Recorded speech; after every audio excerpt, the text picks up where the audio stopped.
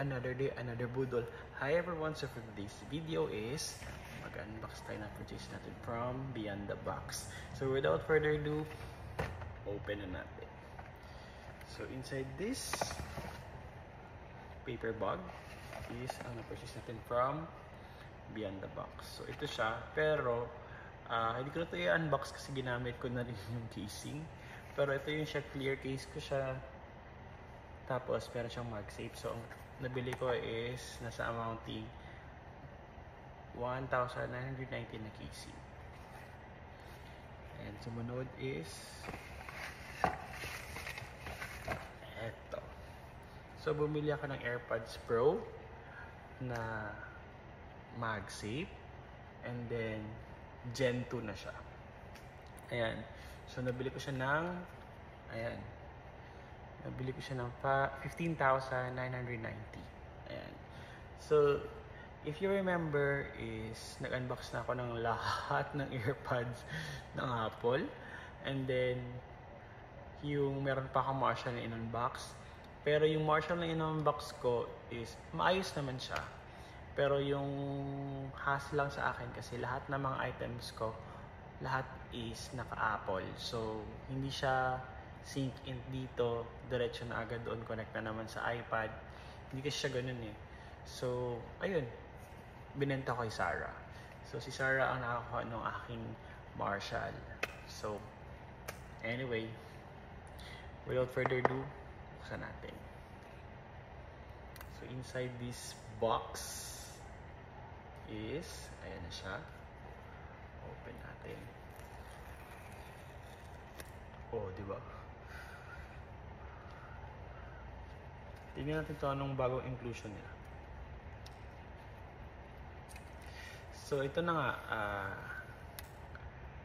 Pro na version 2. And then, good thing. Kasi nga, siya ay Type-C na.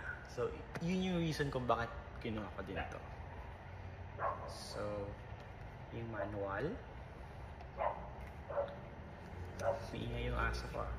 Anyway, ang ating AirPods Pro Gen. So, ayan. So, guys. Super liit. And then, meron na siyang holder. Ayan siya. Same naman siya ng itsura. Ganun pa rin. Pero yung may bago na naman silang pakulo. So, ayan, buksan natin. Oh, super nice. Yun, braided na din yung ating charger. Okay, nice. Pangalawa is ito. Actually guys, ito yung reason kung bakit hindi ko masyadong in-enjoy yung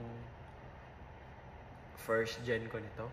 Itong AirPods Pro na first gen is because dito, dahil sa kanyang tawag dito, buds ba to? Pero good thing is meron na siyang extra small, small and large. Ayan. I believe ito nakakabit dito is ano na eh, medium. Ayan siya. And good thing, pag nawala ito is medyo malakas na yung ingay. So, madalas ko kasing nahuhulog ito at saka nawawala. Kaya good thing na tumutunog siya ng malakas. Ayan. Tapos, ayan siya. May maliit na, may extra small na. So, ito yung gagamitin ko para fit sa tenga ko. And then, based na na-remember ko, ito na din kasi, ang kinaganda nito is, ayun na nga, yung volume niya is parang pwede nyo na iakyat, pababa, gano'n na. And then pinch, gano'n din. At ang kinaganda din is meron na siyang noise cancellation.